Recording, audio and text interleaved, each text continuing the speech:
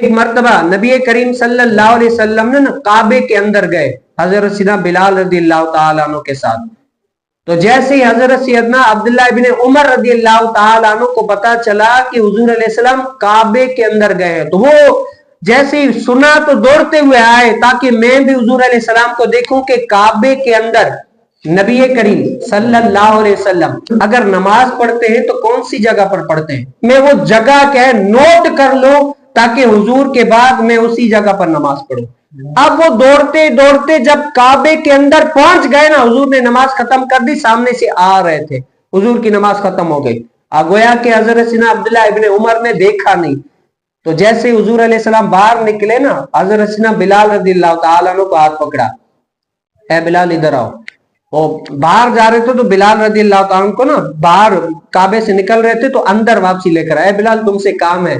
اندر لے کر آئے تو کیا ہے کہ بلال رضی اللہ تعالیٰ نے عرض کی کہ اے عبداللہ ابن عمر کیا کام ہے.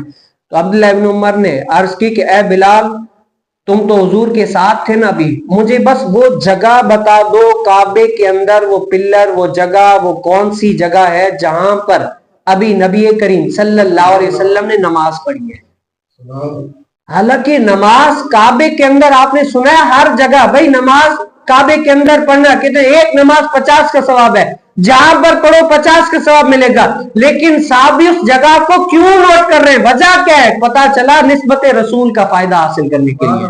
بس حضور کی سنت پہ ہمیں عمل ہو جائے اور ہم حضور کے طریقے پر کما حق عمل کرنے میں کامیاب ہو جائے. تو حضرت سیدنا بلال رضی اللہ تعالیٰ عنہ نے حضرت سیدنا عبداللہ ابن عمر کو بتایا کہ حضور علیہ السلام نے فلاں جگہ پر نماز پڑھی ہے.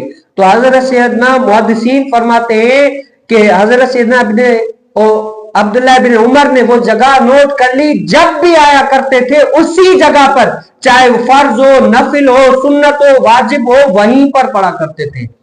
آج جیسے میرے اور آپ کے یہاں اہل محبت ہے نا، الحمدللہ اگر ہمارا کوئی کامل مرشد مسجد میں آ جائے نا، یہ صوفیہ کا طرز عمل رہا ہے. ہمارا اگر کامل مرشد اگر مسجد میں آ جائے، کہیں پر قرآن بیٹھ کر پڑھے، کہیں پر نماز پڑھے، تو اہل محبت کیا کرتے ہیں؟ اس جگہ پر بیٹھ کر نماز بھی پڑھتے، قرآن بھی پڑھتے. کیوں؟ کہتے ہیں کہ یہ اللہ کے ولی کے قدموں سے جگہ مس ہوئی ہے. اگر میرا عقیدہ ہے یہاں بیٹھ کر میں نے قرآن پڑھا یا دعا مانگی تو اللہ تعالیٰ میری دعا کو رد نہیں کرے گا، قبول کر لے گا. ایسی عقیدہ. یہ کیوں؟ یہ نسبت رسول کا فائدہ حاصل کرنے کے لیے.